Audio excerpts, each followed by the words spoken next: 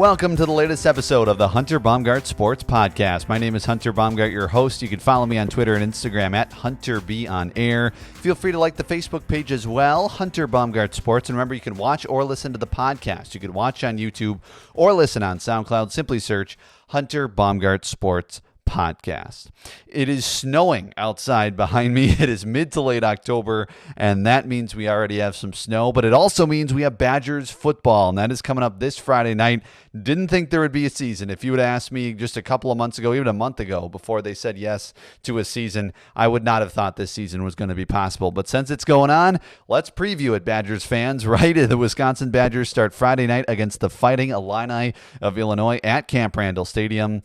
And one of the Badgers reporters that we love from Madison is Zach Heilprin, and he is the sports director at the WOZN in Madison, which is 1670 AM, 96.7 FM, and also hosts some podcasts as well, which I'll get to in a moment when I introduce Zach. So really excited for this one. Badgers football back this Friday, and let's preview it with Zach Heilprin. Joining me this week on the Hunter Baumgardt Sports Podcast is Zach Heilprin. He is the sports director at the WOZN in Madison and the Wisconsin Sports Zone Network. He also hosts two podcasts, The Camp and The Swing. The Camp focuses on Badgers football, and The Swing focuses on Badgers basketball. You can follow him on Twitter at Zach Heilprin. Zach, really appreciate you joining me today, and excited to talk some Badgers football as we have a game coming up on Friday night.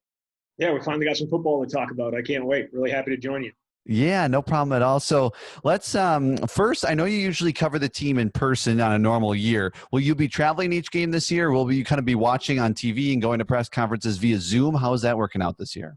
Yeah, everything's digital this year, unfortunately. Okay. So, but they are allowing a few media members into games, home games, and so I'll be going to home games. Decided not to travel this year for obvious reasons. Not a whole lot to gain from doing that. So it's going to be an interesting season, but yeah, everything from Zoom this year. Sure. Yeah, sure. And that's, where a lot of things are. From talking to members, of the team and the coaching staff like you have the last couple of weeks or the last couple of months, I guess, what do you think has it been like for these players and coaches to go from having a season to not having a season to now having a season and, such an emotional roller coaster, really, I can imagine. Yeah, it has been a roller coaster for them. Obviously, they didn't, going all the way back to March, they were going to have spring camp. They didn't get spring camp because of everything hitting the fan right there in March. Mm-hmm. And, then they got some summer workouts. And so they were doing summer workouts. They were hopeful they were going to be able to play. And then everything got shut down in August.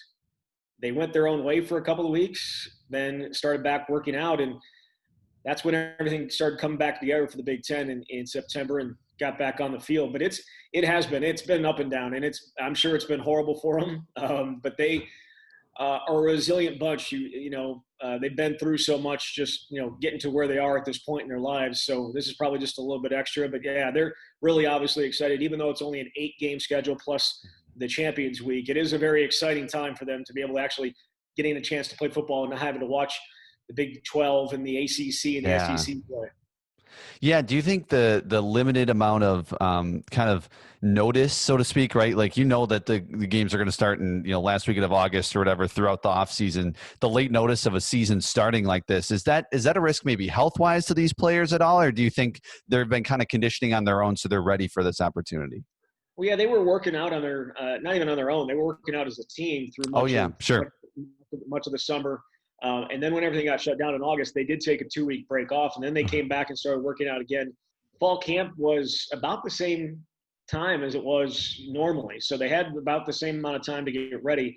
We'll see. I don't think that there's going to be a significant amount of increase in injuries or anything like that, but I think the biggest impact of it, is the lack of tackling. They did do a ton of tackling in fall camp, and so that's going to be one thing I would watch on Friday and in early games, because we've seen that with the other schools that are playing, with the other conferences that are playing, a lot of tackling issues early in the season, and with so little action or so little contact in practice and fall camp, that could be an issue.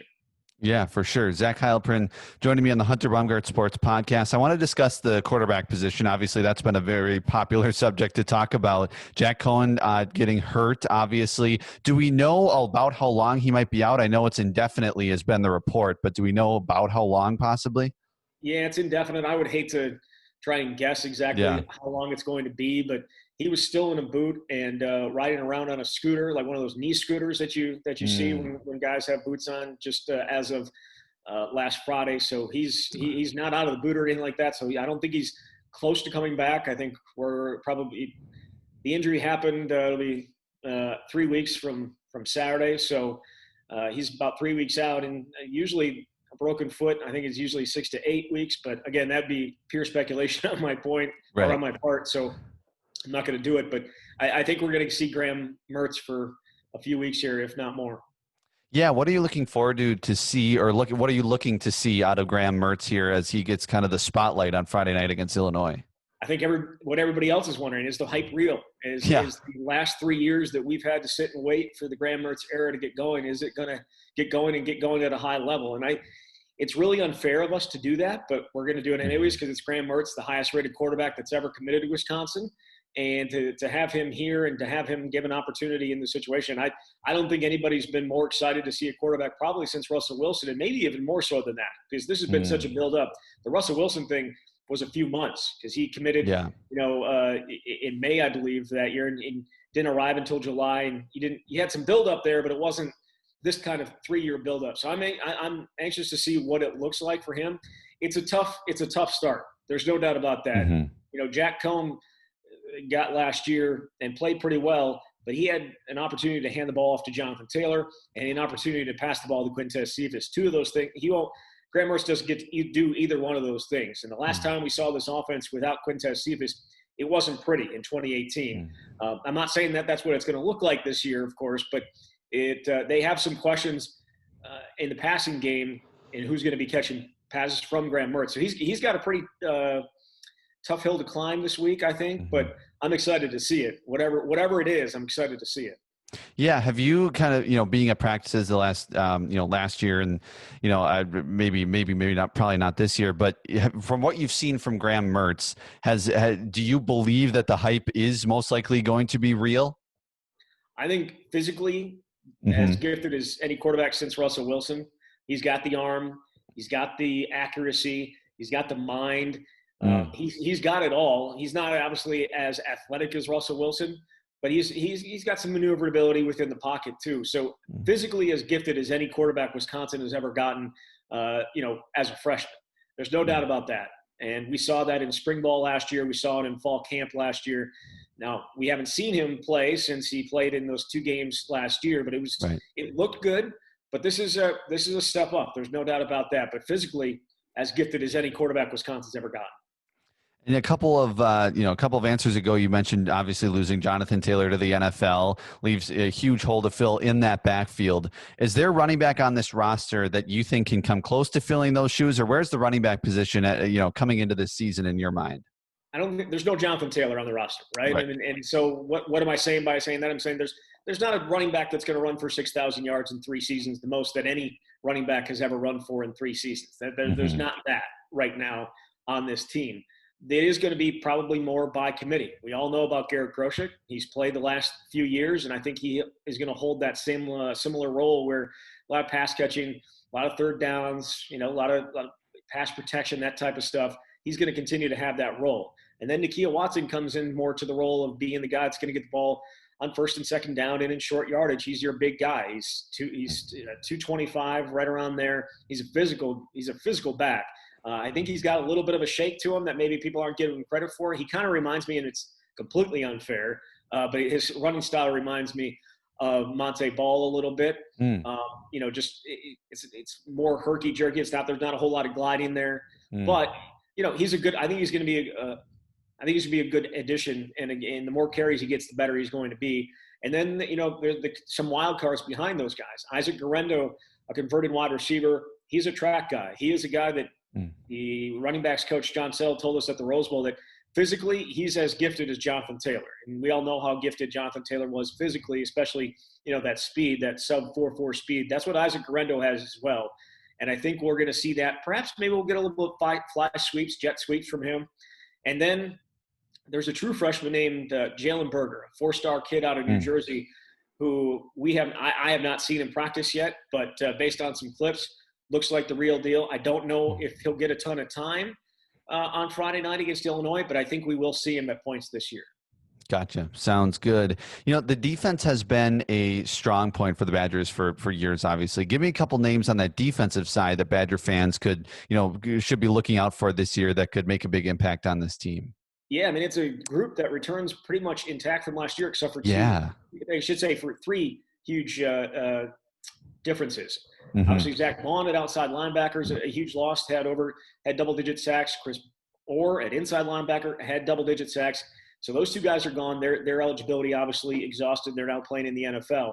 And then the other big loss is at safety with Reggie Pearson, who was not medically cleared to play this year. There's been no specific reason why that is, but obviously with COVID, you would assume it has something to do with that and perhaps an underlying condition with him. So you lose those three guys. Those are huge losses. But they do have a lot of returning talent. I mean, their defensive line returns intact. Isaiah Loudermilk, Garrett Rand, Matt Henningsen, Keanu Benton, Bryce Williams. That's as good of a D-line as they've had. Probably I would go back to the 2017 defense that finished top 10 in the country, top 5 in the country, actually. And that had a lot to do with as good of a defensive line as they've had. So they've got that coming back. And then at linebacker is kind of where the new names are at. Jack Sanborn returns, certainly. Noah Burks returns. But then it's Leo Chenal, who a lot of people are very well aware of how strong that kid is. I don't know if you've been able to check it out. If you haven't, Google Leo Chenal and bench press. The guy did over 40 reps of 225. It's just insane as a true sophomore here. And now he's going to be standing in and being the inside linebacker next to Leo Chenal. And then the other outside linebacker spot is an interesting one. You have Isaiah Green-May, who's a junior, who started game 1 last year, got hurt with a hand injury, and really was never able to grab the job back.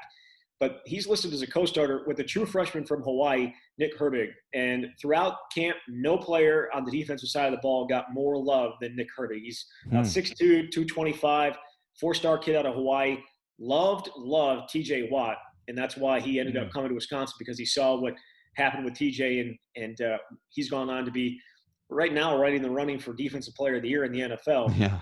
And so he's a guy that everyone's really excited about. I can't wait to see him on Friday night too. And in the secondary, everyone's back.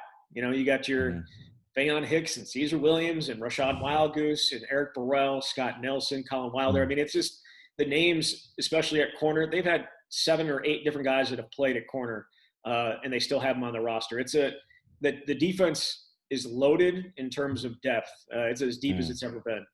That's awesome. Yeah, Zach Heilprin joining me on the Hunter Baumgardt Sports Podcast. You can follow him on Twitter at Zach Heilprin and get all your great Badgers content there, and also follow a couple of podcasts as well. He hosts The Camp, focuses on Badgers football, and The Swing, which focuses on Badgers basketball.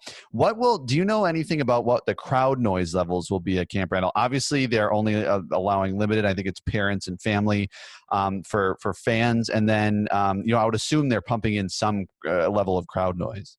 Yeah, so unfortunately for Wisconsin, because of the recent increase, or I guess not even recent anymore, it's been a while now that the COVID cases continue to build within the state. Dane County pressured Wisconsin very heavily to not even allow the players' families into the game. So there's no families of either players or coaches allowed in the game. They were going to allow about 1,500 people in.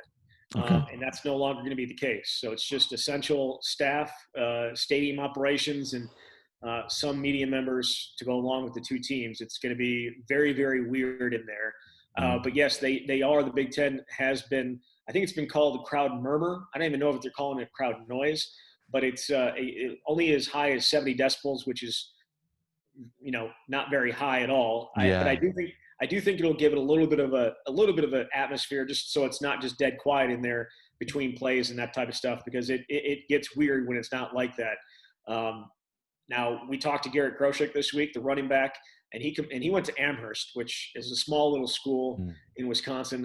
It may be Division 6, maybe Division 7. I don't know. It's a small school. Yeah. And he played in the Big Ten, or he played in the state championship game in Camp Randall, and he said the sound was compared to that. And so there are probably about 250 people in the stands, if that, 500 people. Like it's not going to be overly noticeable, I think, especially to fans listening on TV. Do you think that's more advantageous to the Badgers, or not so much? Do you think it even do you think it plays a part in how they play on the field? I think road games, yes, very a big advantage for them. Home games, no. Obviously, you would love to have the 80,000 in there. I will say, I mean, we've heard from Aaron Rodgers, the Packers quarterback, who has talked about it a bunch in playing in stadiums though there haven't been any fans, and it's more of an impact on the defense because the defense just feeds off of the crowd, and without that crowd, you're going to have to. And Wisconsin has talked about it. BYOJ. It's called Bring Your Own Juice, is what Colin Wilder is saying, and so that's kind of what they're going to have to do. It's not easy, it's weird, it's not normal, but that is hey, welcome to 2020, right? It's nothing that's normal, and we have to all deal with what is going on, and they'll overcome it. But yeah, it's going to be weird, no doubt about that. Absolutely. Zach Heilprin joining me on the Hunter Baumgardt Sports Podcast. Looking at this 8-game conference schedule, how many wins do you think it will take for the Badgers to win the West and then go to the Big Ten championship game? How many wins do you think after looking at this schedule?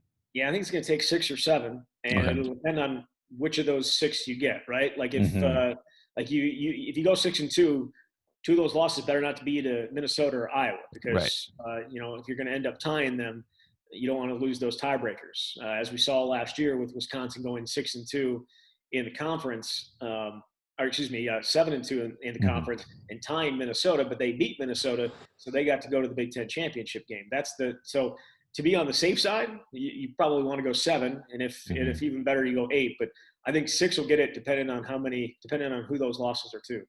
Exactly. How do you think this schedule kind of shapes up for Wisconsin, looking at these 8 games? Well, I think it was good to get Illinois early because it gave you something to focus on after what happened last year. And, early in camp, we talked to Nakia Watson, and he talked about how Illinois deserved a butt whooping because of what happened last year. And, I kind of felt like that was kind of the feeling throughout the entire team. Now, whether the coaches talked to him or maybe it was talked among the team, since then, every single player that's been asked about it hasn't mentioned last year. It's not revenge. There's no, we're not trying to get back at them. Like, there's nothing like that. So I think someone may have talked to them to tell them to stop and stop giving Illinois maybe even any kind of bulletin board material, but it allows them to focus in. There's no doubt about that. And then, you travel to Nebraska in week 2. It's possible at the end of this season, the Big Ten, certain schools are pushing for fans at games, even though I think it's unlikely to ever happen in Madison based on what we've seen here, but certain schools are pushing for it. Nebraska is one of those schools that's pushing for it. And so they getting them in week 2 and potentially not having to play against their crowd later in the season is a big deal. But you can, and then you go to Michigan in week 4, you get, you go Minnesota in week 6, and then you go to Iowa in week 8. All those games are, those are the 3 games in my mind that are the key games: Michigan, Minnesota, and Iowa, for obvious reasons. Those are the 3 teams that probably will put up the stiffest challenge, and the ones that, and obviously with Minnesota and Iowa, the ones that you're going to be playing against with a chance to win the Big Ten West. So those being later in the season, I think is good, especially if Graham Mertz is going to be the quarterback. He gets these first few games to build, and they get the first few games to kind of build around him and feel him out and see what exactly he looks like as the starting quarterback. Yeah, exactly. That's a really good point. And, will kind of a college football playoff question for you. Do you think, they're going to play 8 conference games, then a championship week? Will the Big Ten championship, if it has 1 loss, have a chance at the college football playoff this year? I think it depends who that team is. Okay. That has long, okay. Right? Like if it's Ohio State and they lost to Penn State and yet still somehow got into the Big Ten championship game, I think they might be given the benefit of the doubt. If it's Wisconsin with 1 loss and that loss is to Michigan or to one of those other teams, probably not. But again, I'm not confident the SEC is actually going to get through their entire schedule. We've seen some teams already have to cancel this week or postpone this week, and so I'm not positive. The other thing the Big Ten's up against, though, is they did not build themselves in any bye weeks because they started so late, right? So do they get their full season in? And if they have to postpone a game, it's not getting made up. I mean, there are 8 weeks, there are 8 games, and then you have Champions Week. So if you have a game that's not able to be played due to COVID reasons, that game's not getting made up, and you need all the games possible if you're a Big Ten team hoping to get into the playoffs. Exactly. Zach Heilprin joining me on the Hunter Baumgardt Sports Podcast. You can follow him on Twitter at Zach Heilprin. Zach, really appreciate the time kind of previewing this season for the Wisconsin Badgers, and I'm excited to have Badger football back, because I'm sure you are as well. Yeah, can't wait for Friday night. Certainly appreciate you having me on. Yeah, no problem. Talk to you soon. That is Zach Heilprin. You can find him on Twitter at Zach Heilprin. That's Heilprin. And of course, make sure to check out his podcast as well, especially the one covering Badger football. If you want more Badger football talk from him, it's called The Camp, and that focuses on Badgers football. He also hosts the podcast called The Swing, which focuses on Badgers basketball. And of course, he's the sports director at The Zone in Madison and the Wisconsin Sports Zone Network. And really appreciate Zach coming on. I know he's got a busy schedule, so it's fun to talk Badgers football, as we've got obviously a game coming up on Friday. And it was fun, especially kind of go through that defense, right? That defense, they've really well coached, not only by Paul Chryst, but of course that defensive coordinator and Jim Leonard. And that defense with the depth that they have is going to be really fun to watch. Like you said, kind of, could it mirror the 2017 defense? We shall see. But the depth is there, and it kind of will come down to how they can perform on the field. And I think with Jim Leonard at the helm, they got a really good shot to do that. Of course, the shoes to fill with the running back position of Jonathan Taylor. Like he said, there isn't a Jonathan Taylor on this roster. Jonathan Taylor was just the amount, he's like, the previous running backs. It's unreal, the consistency at which this team has produced running backs. Monte Ball, Melvin Gordon, and Jonathan Taylor, the list goes on, and it is really impressive. And I think one leads to another, right? When Jonathan Taylor saw Melvin Gordon, or when Melvin Gordon saw Monte Ball, however, how this goes, the order of which, okay, they can really produce a NFL caliber running back. I'm a good running back. I should go there, and then I can step up to the NFL. It kind of seems like that's kind of been the trend. Now, can Nakia Watson be a guy like that? Can the other guys on the roster, also Garrett Groshek, kind of be like that? We shall see. I don't think they're Jonathan Taylors, like Zach said, but they've got a real good chance to. They're so well coached that they could play the running back position at a very high level. So I'm interested to see that running back or that backfield without Jonathan Taylor. And of course, the QB position, I am fascinated by this. Graham Mertz, pretty much the most hyped quarterback, like he said, maybe in program history, and especially of recent years. He compared him to Russell Wilson, and I think that's a very good comparison. Russell Wilson, remember, transferred from North Carolina State to Wisconsin, and so this is different. This is a recruit. This is a guy that committed to Wisconsin, and he knows he wants to be the guy here, and he's got his opportunity starting Friday night against the Illinois Fighting Illini. So that should be a whole lot of fun, and just to see a different quarterback play on this team, like we've kind of seen the same with this quarterback position since Russell Wilson. We've seen the Scott Tolzie's, we've seen the Jack Cohns. They're good. They're decent, but they're not the wow. And we're so used to, in Wisconsin sports, seeing the wow with the Green Bay Packers and Aaron Rodgers. So now we're kind of getting this wow factor with Graham Mertz. Can he live up to the hype? I'm not sure. I think there's a very high standard set in Wisconsin overall for quarterbacks because of Aaron Rodgers. I don't think Graham Mertz is necessarily Aaron Rodgers, but he's got some serious hype. So can he live up to that? We shall see. But I'm excited for it. I think this will be a lot of fun. It'll be a different Badgers team, right? It's not Jack Cohen and Jonathan Taylor. It's Graham Mertz, Nakia Watson, Garrett Groshek. It's different. This offense is going to look different without Quintez Cephas, right? You've got so many different guys on that offensive side that I think it's completely different from the defense, where you have most of your guys returning, especially in that defensive backfield and the secondary there. So should be a lot of fun. Like I said, they start against Illinois this weekend at Camp Randall Stadium on a weird Friday night game. It's the only Big Ten game on Friday night. And then they go to Nebraska next week, like Zach Heilprin said. They host Purdue on the weekend of November 7th. They then go to Michigan and then go to Northwestern, which is always a tough place to play for Wisconsin. The game against Michigan, in the big house there, that's going to be so different without any fans. I'm not sure exactly what Michigan's doing for fans, but it won't be a full stadium, and that's just so different in a college atmosphere. And then, Thanksgiving weekend, they host Minnesota as they usually do. And then their last games are against Indiana and Iowa. And this takes us all the way. The Big Ten Championship is usually, the game is usually the first weekend of December. This is going to be all the way December 19th is going to be championship weekend. And so that's going to be so different, obviously. It's going to be a week before Christmas. And then who knows what the college football playoff looks like and all that. If teams in the SEC are able to get through their season, if other teams, have to cancel. So so much to play out, but we've got a Badgers football schedule, and we've got Badgers football coming up on Friday night. So we shall see how all this goes. Like you said, there's 8 games. There's 8 games in 8 weeks. There is not any wiggle room, and that could come back to bite the Big Ten. But we shall see. They're playing football, and they've got a game on Friday night. Thanks again to Zach Heilprin for joining me for this Badgers preview. I'll be back next week. Have a great week. Enjoy the Badgers game on Friday. The Packers hopefully will bounce back against the Texans. That was, I don't know what that was against Tampa Bay, but it wasn't good. Not what I expected at all. So they're hoping to bounce back after taking their first loss. They've never lost back-to-back games under Matt LaFleur, so hopefully that will turn things around. Of course, we got the World Series, Dodgers and Rays as well. Thanks so much for watching. Remember, you can follow me on Twitter and Instagram at HunterBOnAir. You can also like the Facebook page, Hunter Baumgardt Sports. I'll have updates on the podcast there, who I'm having, promos, etc. And also, be sure to watch or listen to the podcast. You can watch on YouTube or listen on SoundCloud. Simply search Hunter Baumgardt Sports Podcast. Thanks again for watching or listening. And as always, stay positive.